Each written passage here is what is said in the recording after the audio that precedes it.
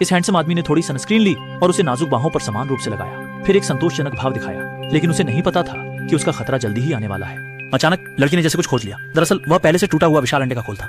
बड़ा भी अचानक याद करता है, क्या यह वही नहीं है जो उसने कल रात पाया था? तभी सबको समझ में आता है कि समुद्र तट में जो राक्षस था वह इसी विशाल अंडे से निकला है। जी हाँ, ये अभी अभी फूटा है, तो ये अभी तक बहुत बड़ा नहीं हुआ होगा। फिर उसने एक सॉसेज उठाकर बाहर फेंक दिया।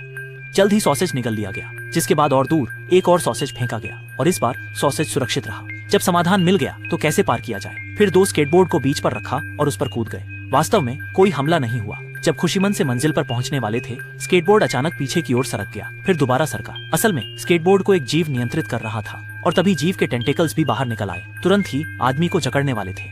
अचानक आदमी ने जोर से छलांग लगाई और सीधे सामने की मेज पर कूद गया, लेकिन वह भी राक्षस के होंठों से घायल हो गया और घाव लगातार सड़ने लगा। वह थोड़ी देर के लिए दर्द सहन करता है और पैकेज में उपयोगी वस्तुओं की तलाश करने लगता है। अचानक एक केला रेत पर गिरा। आदमी ने उसे सहजता से उठा लिया, लेकिन अजीब बात यह थी कि राक्षस ने उस पर हमला नहीं किया। आदमी ने फिर से केला उठाया और सावधानी से कोशिश करने लगा। आदमी को जैसे कुछ याद आ गया, वह तो साहस के साथ नीचे कूद गया। वास्तव में राक्षस आग से डरता है, क्योंकि यही वह जगह है जहाँ कल पार्टी की आग जल रही थी। जब वह खुश हो रहा था, उसकी चोट और अधिक सड़ गई और बड़ी मात्रा में तरल निकल गया। फिर वह टेबल पर गिरकर बेहोश हो गया। इस समय जमीन पर पड़े स्केटबोर्ड को भी धीरे धीरे राक्षस खींच कर ले जाने लगा और लोग केवल इस समुद्र तट से बचने के लिए कोई अन्य तरीका सोच सकते थे, तो वे सावधानीपूर्वक ट्रंक के पास गए और खोजने लगे कि कुछ उपयोगी सामग्री मिले। इस समय राक्षस ने कार पर हमला करना शुरू कर दिया। जैसे जैसे कार हिलती रही, महिला कार से गिरने ही वाली थी, लेकिन अन्य लोगों ने उसे पकड़ लिया, जिससे उसकी जान बच गई। इसी समय एक पुलिस कार आई